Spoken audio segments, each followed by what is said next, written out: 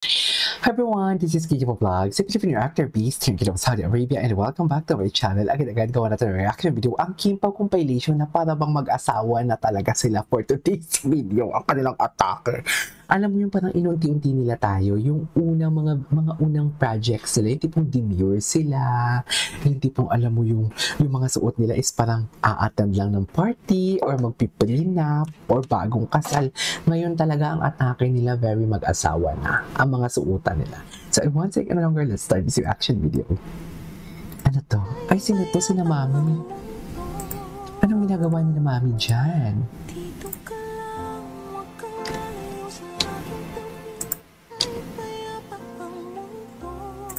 Okay.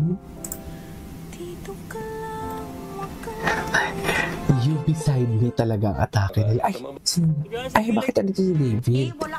Ay, bakit ganito yung lumalabas? Madunot ni siyang... Ang sabi ko, Kim Pao eh. Anyways, ito. Shocking. Siyempre, Madagascar. Interview, yes. Madagascar. Sikat ako sa Madagascar. Context.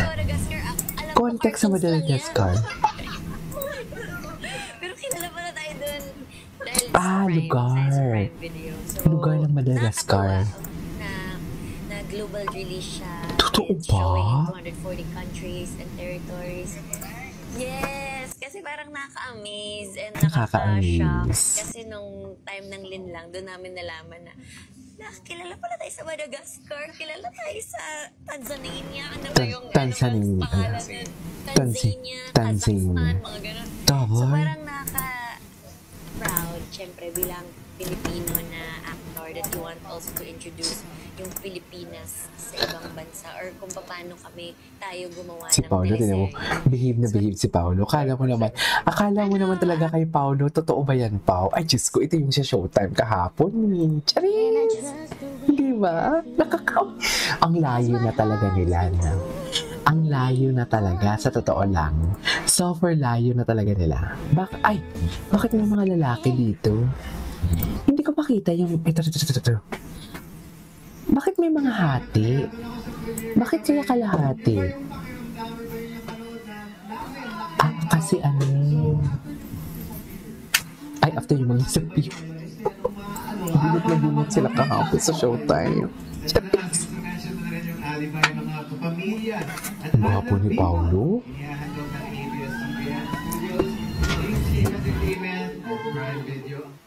Gwapo din ni Paolo, no? Ay, ito. Ano to? Parang ako naman ang kinikilig. Parang ako naman yung kinikilig. Tama ba yun, ma'am? Ay! Atake kayo dyan, ma'am. Hindi mo kaya. Atake sila dyan. Grabe si Paolo ng damos. Nakita ko yung sa car nila, yung sa kotse nila na, what do you call this? Na nag-kiss sila. Nakakaloka. Ito. Most recent, Kim Pao. Ay, ito ano to? That's for me. Yes. Interview. Yes, maraming ilangan moments. Napaka-may respeto. Siyempre, when Yung interview nila. When you enter a set as a professional actor and you have scenes na medyo delicate. Siyempre, lagi mong iniisip rin yung co-actor mo or co-actress. Kung komportable ba sila. This is one thing that I really love about them. Aside sa generous sila. Minsan, Marespeto talaga sila. Napanood nyo kanina yung sumasayaw si Stella, nakita nyo sa trailer. Pero medyo parang naiilang ka rin at natatakot ka para sa eksena mo at para sa sarili mo. Kung hindi naman, kung medyo intense, like yung mga scenes namin ni Sofia, natatakot ka rin kung nasasaktan mo ba sila dahil yun yung instruction ng director, yung nakasulat sa script. Siyempre, mahinahon talaga si Pao. Nakakatakot ko at doon lagi ako naiinam. Kung along the way, dito sa proseso at sa pag-arte ko, kung na-alienate ko ba or nasasaktan ko or maybe nararamdaman ba ng ka-eksena ko na na nababastos ko sila in some way. So, as much as possible, I try my best to talk to them first a bit or show them what I'm gonna do pero ayun, yun lagi yung kinakatakot ko. Doon ako naiilang palagi. And I'm sure pag naiilang ako, naiilang rin yung kaya-eksena ko. So, okay. Nakainis mo tanggapin eh. Bakit may mga ganitong eksena? Asa na sila yung Kim Pao kahapon na nakaraan? Marami dito pala. Ay, ano to? Oh my God. Meron pala sila sa ano. Wait, Jay. Dating yun ang reaction ng Paolo Oblio na nag-appear si Sam at Kim. Totoo ba? Nagselos? Sir John yan, obviously. Bakit nagselos si Paolo? Nagawa na magnifying glass, sobrang complicated. Sir John, akala niyo kung actor, hindi ko alam ba't mo dinrawing ang sun. Para maging Yeah. Sobrang booking Pwede ka. rin sinabi kasi ultraviolet radiation. Anong klase ko? bilis lang mag-drawing ng magnifying glass, bilog, tsaka ganyan. Okay. Factor na David and I. Anyways. Ay, ito. Siyempre, Madagascar ka, diba? Hindi na pala natin.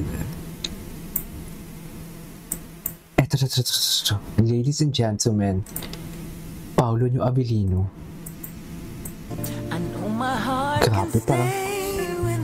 Grabe, parang bagong, alam mo yung parang, ang atake nila dyan na parang Marian and Ding Dong na mag-asawa. Gets nyo ba ako? Ganun yun eh. Anyways, ano pa? Ay, ito, ano to? Sa Milby.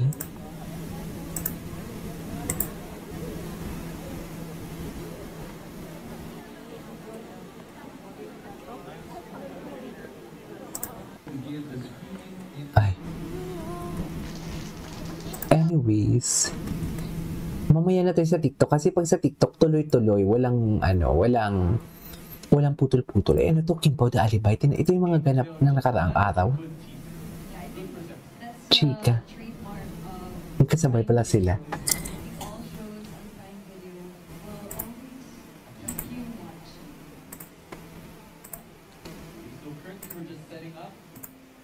Cheers for a grand video on for all our guests and for all cast members of the And for the meantime, to our friends from the press, Ay. maaari niyo pong ilandaan yung mga katanungan sa ating cast and directors. And we will start in a few minutes.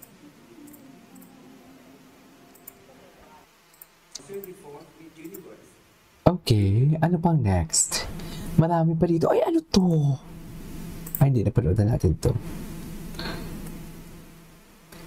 Yung sa showtime nila kahapon, Diyos ko, naloka ako mga mami.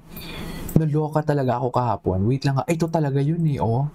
Atake. Diyos ko, grabe pala talaga si Paolo. Ay, ano to? Ano daw? Dito muna walang camera trick sa lipstick tayo kumapit. Grabe. Grabe yung kiss nila. Nahiya din si Kim. Nahiya din si Kim. Grabe yung kiss nila, no? Diyos ko. Yung lipstick ni Paolo. Grabe si Kim humalik. Grabe ka naman, Kim, humalik. Ano to? Ay, ito mga behind the scene. Gwapo ni Paolo, no? Pero ibang-iba na talaga si Paolo ngayon pagdating sa showtime. Sa totoo lang. Ibang-iba na talaga yung atake niya. Napakalayo na. Simula yung first time siya nag-attend sa showtime. Sa totoo lang. Ay, wala na yon. Okay na yon. Okay, lipat tayo sa TikTok. This is DJ Vlogs and see you on my next vlog. Bye!